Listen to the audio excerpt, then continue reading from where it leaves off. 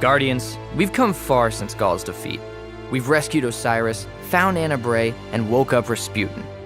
We have lost Guardians along the way. You did not die in But vain. none struck the Vanguard harder than the most recent passing of Cayde 6, a joyful Exo whose presence will be sorely missed.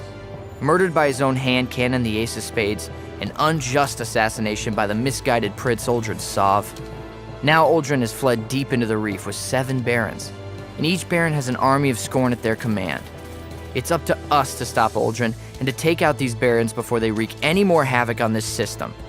So let's get you prepped for battle, Guardian. It's time to avenge our ramen-loving buddy, Cayde 6. Tip number 1, Forsaken changes. Many changes were added into the Forsaken update, including changes to weapons. Some weapons have shifted categories, and some may have also changed ammo types. Weapon mods were also changed. Year 1 mods will no longer work in the current weapons, so break them down for materials.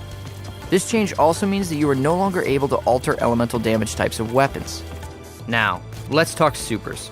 Each class has 3 new supers, 1 for each subclass. To unlock these new branches, you'll need a Seed of Light. However, you only get 1 seed through the Forsaken campaign, so choose your next super wisely. Those looking to unlock more trees will need to take on the Tier 2 Blind Well once they reach the Dreaming City, and hope for a seed drop. Another change to Destiny 2 is the increased level cap from 30 to 50. This also means an increase to light as well, but don't go infusing your armor or weapons just yet, Guardian. Tip number 2, Blue Light. The infusion mechanic we've known and loved since Destiny 2's beginning has gone through some changes. The price of infusion isn't just legendary shards and glimmer anymore, unless you're infusing duplicates. This makes it a lot harder to do regular infusions without a bank full of planet-specific materials. So don't feel bad about putting that Solstice of Heroes armor in the vault for now. It may make you feel like a noob, but you have to rep some blue armor and weapons at the start of Forsaken, at least till you reach the soft light cap of 500. Now, 500 light isn't the end of your journey. In fact, it's where it begins. Tip number 3, Prime and Powerful Engrams. Now, 500 and up may be the slow grind, but it's made easier with Prime and Powerful Engrams. Every seasoned Guardian is familiar with Powerful Engrams. These hold a strong piece of equipment inside, typically of much higher light than your own. These can be obtained by completing flashpoints and most weekly activities. You can typically see when a challenge will give you a Powerful Engram via the World Directory. Be sure to check back every Tuesday after the weekly reset to take on even more flashpoints and challenges. Prime Engrams are something new to Destiny. These engrams look and act similar to Powerful Engrams, but are attained in a much different way. First, Prime Engrams won't even begin dropping until you reach level 50, so train up. Each day you'll be given the Prime Attunement buff. This will greatly increase your chances of obtaining a Prime Engram from activities such as a Lost Sector, heroic public events, and even fighting a bit of Crucible. This buff may not last all day, but it does reset with each day, allowing you to come back and get even more gear throughout the week. Tip number 4, focus on ads. This isn't just a tip for Forsaken, but Destiny in general. Many Guardians assume that the Traveler's Light grants them this almighty power, and they continue to ignore infantry in raids, strikes, and missions alike. Taking out bosses with brute force is not the answer. The answer is ensuring that the only enemy on the field is the boss itself, so that your team can focus fire. When Guardians neglect ad control, it can cause problems. This is where mistakes commonly happen and teams get overwhelmed fast. Waves continue to come, enemies pile up, and within seconds, you got a team wipe.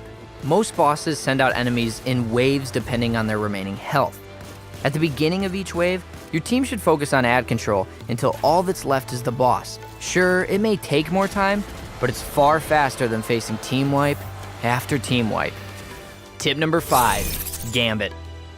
Many of you Guardians may have already familiarized yourself with Gambit, but for the newbies, here's a quick breakdown. You and another team are fighting enemies. These enemies drop motes.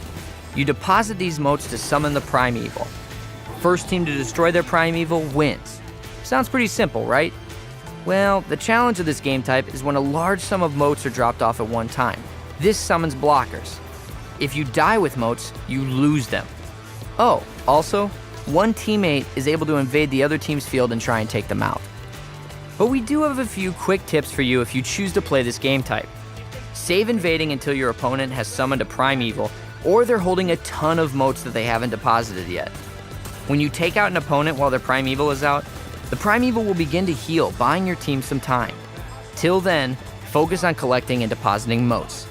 And when the Drifter calls out that you can summon your Primeval, everyone should drop whatever they're doing and deposit their motes ASAP. When invaded, stop what you're doing, find cover, locate the invader, and focus fire. This should be priority number 1. Follow these tips, and you might make a Drifter very happy. Destiny 2 has changed quite a bit from the game that was released a year ago.